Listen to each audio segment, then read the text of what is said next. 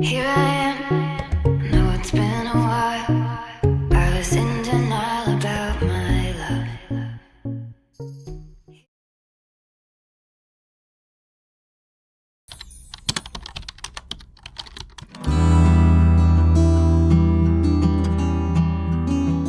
जो लॉकडाउन का टाइम हमें मिला है ये थोड़ा सा फ्रस्ट्रेटिंग तो है, लेकिन उसके साथ साथ काफ़ी प्रीशियस भी है क्योंकि ये टाइम हमें शायद दोबारा ना मिले जब हमारे पास काफ़ी सारा एक्स्ट्रा टाइम है। और ये टाइम को अगर हम अपना मेंटल केयर और अपना सेल्फ केयर के लिए अगर रखें, कुछ टाइम अगर अपने आप को दें तो आई थिंक बहुत अच्छा है, क्योंकि अदरवाइज़ हम अपने आप को टाइम नहीं दे पाते हैं। अगर हम वर्किंग हैं और हमारे पास फैमिली है, बेबीज़ हैं, पढ़ाई है, तो हम नहीं दे पाते हैं।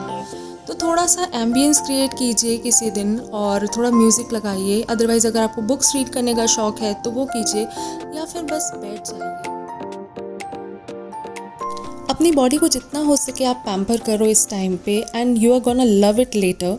क्योंकि अभी जो टाइम आपके पास है ये टाइम आपके पास दोबारा नहीं आएगा। आपको कभी कहीं बाहर भी नहीं जाना है, तो बस अपना ख्याल रखो।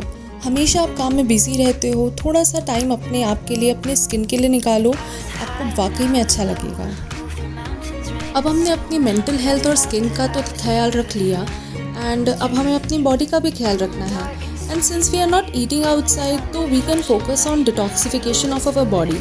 सो avoid eating oily food and add healthy food, like add more detox drinks and water, and drink more juices, eat salad and light food। ज़रूरी नहीं है ना कि हम हमेशा ही ऑयली फूड खाएं या फिर हम हैवी चीज़ें खाएं, जो हम बाहर खाते हैं वैसा बना के घर पे भी खाएं। थोड़ा सा इस टाइम अपने बॉडी को डिटॉक्सिफाई कर लेंगे तो आगे हमें थोड़ी हेल्प ही मिलेगी ना।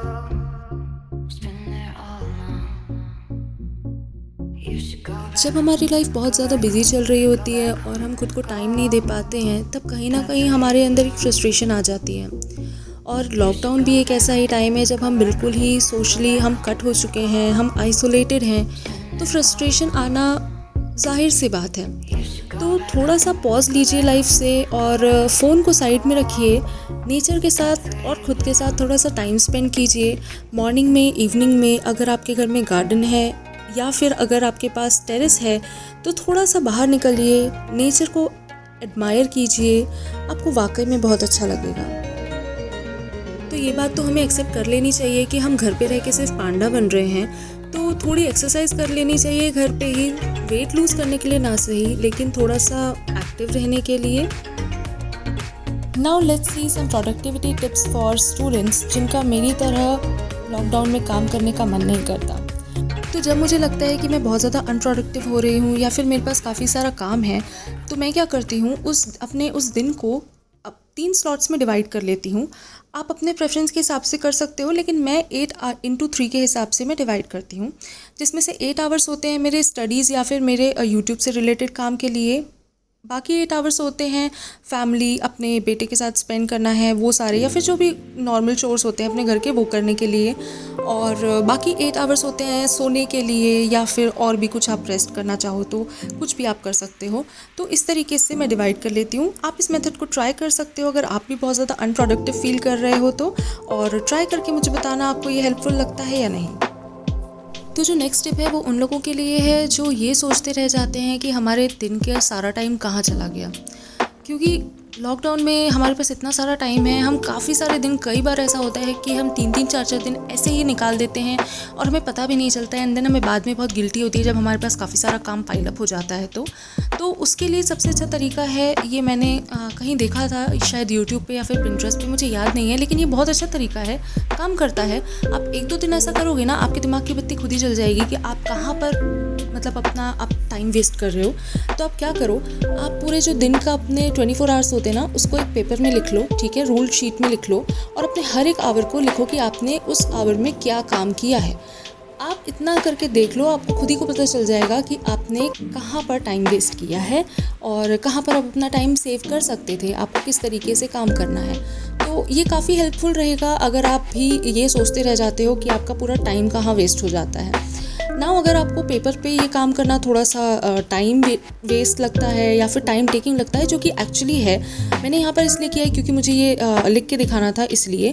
तो अगर आपको लगता है कि पेपर पे ये करना बहुत टाइम टेकिंग है तो आप अपने पीसी पे भी कर सकते हो। सिंपली आप वर्ड डॉक्यूमेंट में जा कर के टेबल्स बना लो और फिर उसको प्रिंट कर लो, या फिर नहीं भी करना है तो आप उस पे ही आप मतलब सॉफ्ट कॉपी में ही आप देख सकते हो और आपको पता चल जाएगा कि आपका टाइम कहाँ वेस्ट हो रहा है। Now while studying, our biggest distraction is gadget. So here are few ways by which we can resist the temptation. So first is using Pomodoro technique, which is well known and well accepted technique. इसमें हम क्या करते हैं, हम 45/10 या फिर 50/10 का slot लेते हैं और अपनी कंसंट्रेशन के हिसाब से हम उतने देर पढ़ते हैं।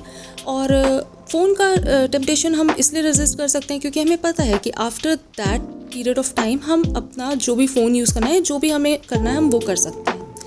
दूसरा तरीका है कि आप अपने फ़ोन को ही बिल्कुल दूर कर दो। और तीसरा तरीका है कि अगर आप चाहो तो फॉरेस्ट ऐप यूज़ करो, या फिर अगर आपके फ़ोन में अवेलेबल है ज़ेन मोड तो आप वो यूज़ करो।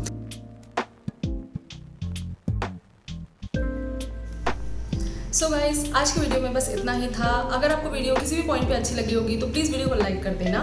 चैनल पे नए हो, अभी तक सब्सक्राइब नहीं किए हो तो सब्सक्राइब ज़रूर कर देना और कमेंट करके बताओ कि आपको वीडियो कैसी लगी, या फिर आपको और कोई टाइप की वीडियो देखनी है तो वो भी कमेंट करके बताओ। और इसके अलावा मैं वीडियो एंड करने के पहले एक बात छोटी सी कहना चाहती हूँ। मैंने जो लास्ट गिव अवे अपने चैनल पर रखा था तो वो एक बहुत छोटा सा गिव अवे था, ठीक है, क्योंकि मैं बहुत छोटी सी मतलब मेरे ज़्यादा सब्सक्राइबर्स भी नहीं हैं, तो बहुत छोटा सा गिव अवे था। 1 वीक का सिर्फ टाइम था और वो गिव अवे जो है वो ख़त्म हो चुका है। काफ़ी सारे लोग मुझे भी क्वेश्चंस पूछ रहे हैं कि हम उसमें पार्टिसिपेट कर सकते हैं कि नहीं, तो मैं बस इसलिए क्लियर कर देना चाहती हूँ कि वो वाला गिव अवे ख़त्म हो चुका है। और उसकी जो विनर थी वो थी निकी आर्ट एंड क्राफ्ट। इनका ये यूट्यूब चैनल का नाम है, आप ज़रूर उनके चैनल को एक बार विजिट करना। बहुत अच्छी पर्सन है, तो एक बार ज़रूर जा करके वो आप चैनल ज़रूर विजिट करना।